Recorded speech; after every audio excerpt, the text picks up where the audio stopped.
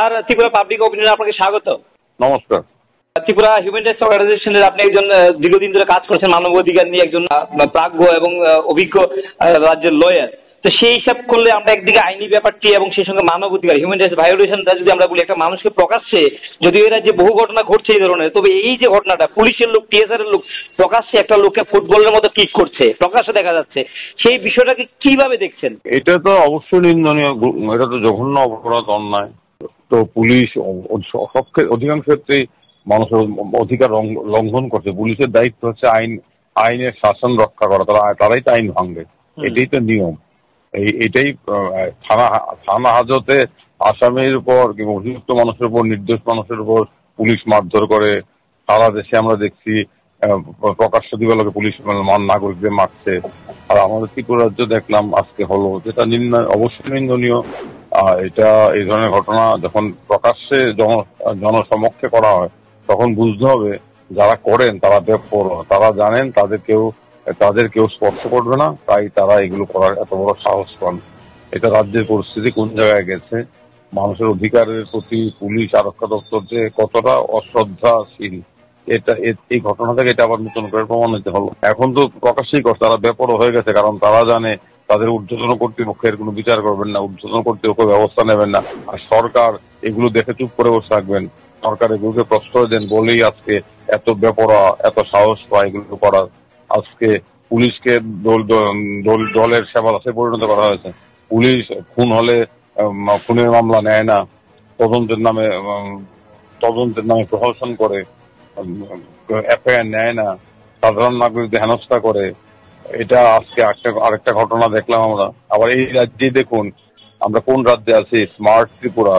কি স্মার্ট ত্রিপুরা, যেখানে একটা লোক, একজন ট্রাক চালক 5 ঘন্টা ধরে চিৎকার করতে করতে মারা যায়। আমরা লক্ষ কোটি টাকা খরচ করি ডিজাস্টার ম্যানেজমেন্টের নামে, কিন্তু তাকে আমরা উদ্ধার করতে পারি না, উদ্ধার করার যন্ত্রপাতি থাকে না। লজ্জা হওয়া উচিত। যারা ত্রিপুরার স্মার্ট ত্রিপুরা বলেন, যারা ত্রিপুরার উন্নয়নের ঢোল বাজান, তাদের লজ্জা হওয়া উচিত। তাদের লজ্জায় মাথা নিচু করে বসে থাকা দরকার। কারণ একটা লোক 5 থেকে 6 ঘন্টা এইভাবে যন্ত্রণায় চিৎকার করলো, আমরা তাকে উদ্ধার করতে পারলাম না আমাদের ডিজাস্টার ম্যানেজমেন্ট বাহিনী, যার জন্য প্রতি বছর কোটি কোটি টাকা খরচ করা হচ্ছে। লজ্জা হয় না তাদের? এগুলো তো নিয়ে আমাদের কিন্তু ভাবনা করা উচিত। একদম একদম আপনি যে বিষয়টি প্রাসঙ্গিক বললেন, এবং এটা গুরুত্বপূর্ণ, সারা রাজ্যে সম্ভবত এটা তেলিয়ে বড় ইতিহাস হয়ে থাকবে যে একটা মানুষকে আমরা 7 ঘন্টা সময় পেয়েও তাকে বাঁচাতে পারলাম না, যখন 7 ঘন্টার মধ্যে সূর্য তারা এক গোলার্ধ থেকে অন্য গোলার্ধের দিকে চলে যায়, বা মানুষ এক স্থান থেকে কয়েক হাজার কিলোমিটার দূরে পৌঁছে যায়। আমরা এই যে মক ড্রিল করে রাস্তার মধ্যে, এই পুলিশ প্রশাসন তো সাধারণ মানুষের উপর হম্বিতম্বি করে, নিরীহ মানুষদের উপর। আর যখন যেখানে তাদের কাজ করার প্রয়োজন, যখন একজন ট্রাক চালক ট্রাক গাড়ি আর গাছের সাথে মাঝখানে ফেসে গেছে, তাকে উদ্ধার করতে পারলো না 7 ঘন্টা 5 ঘন্টা ধরে, কোন রাজ্যে আছে? অন্যদিকে দেখি নাগরিকদের ঘর ভাঙার জন্য রাত্রেবেলা বুলডোজার চলে যায়,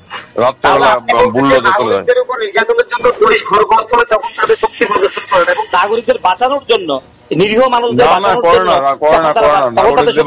করে না। তো পুলিশকে কাজ করতে দেওয়া হয় না, পুলিশের আধিকারিকরা তারা দায়িত্ব পালন করেন না, মন্ত্রিসভা ঘুমিয়ে থাকেন, মন্ত্রিসভা প্রশ্রয় দেন। এখন লোক দেখানো তদন্ত হচ্ছে, লোক দেখানো তদন্ত তো ভরো, কি হবে আমরা জানি। 7 জন মারা গেছিল শিশু সহ, কুমারঘাটে রথের তদন্ত রিপোর্ট এখনো বেরোয়নি। এই তদন্তগুলো করা হচ্ছে লোক দেখানো, একটা সাময়িক মানুষকে ধোকা দেওয়ার চেষ্টা করা, ঘটনার পর বরখাস্ত করে দেওয়া, সরিয়ে দেওয়া, এগুলি চলতেই থাকে আপাতত। এই বরখাস্ত 2 মাস পরে যখন এই বিষয়টা মানুষের দৃষ্টি আড়ালে চলে যাবে, তখন ওয়ান ফাইন মর্নিং বরখাস্তর আদেশ উঠে যাবে।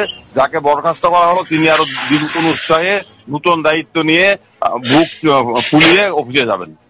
আর যাই হোক, এই প্রসঙ্গে আমরা যে কথাটি বলছিলাম যে পুলিশ আজকে টিএসআর যে ঘটনাটি, সেখানে তো আমরা দেখলাম যে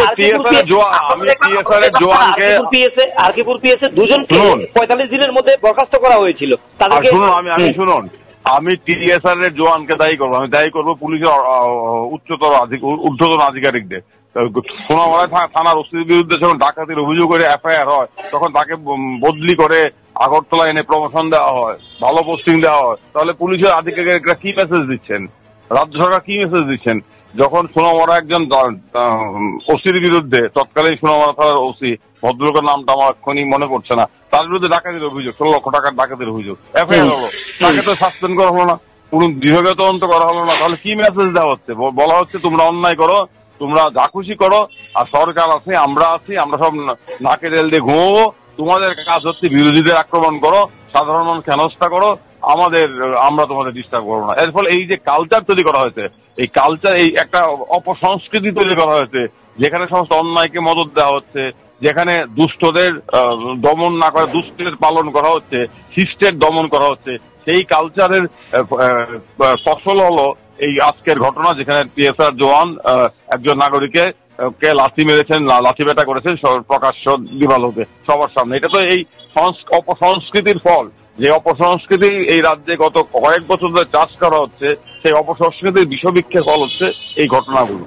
এখন তো এই অবস্থা যদি বরখাস্ত করতে হয়, তো গোটা প্রশাসনের অর্ধেককেই তো, তাহলে তো আপনার যেটা বলা হয় যে পশম বা লুম বাস থেকে কম্বল উজাড় হয়ে যাবে, তাহলে প্রশাসন চলবে কিভাবে? আর কেবল পিএসএ 45 দিনের মধ্যে 2 জনকে বরখাস্ত করা হয়েছে। আর কেবল পিএসএ কথা বলছেন, এবং প্রত্যেকটা পিএসএ যখন ঘটনা ঘটছে, আপনি যে কথাটা বলছেন স্যার, তাহলে তো মানে সাধারণ পুলিশ কর্মীদের আমি দায়ী করবো না, দায়ী করবো পুলিশের ঊর্ধ্বতন মহলকে, আমি দায়ী করবো রাজ্য মন্ত্রিসভাকে, তাদের প্রশ্রয়গুলো হচ্ছে। ধন্যবাদ, নমস্কার।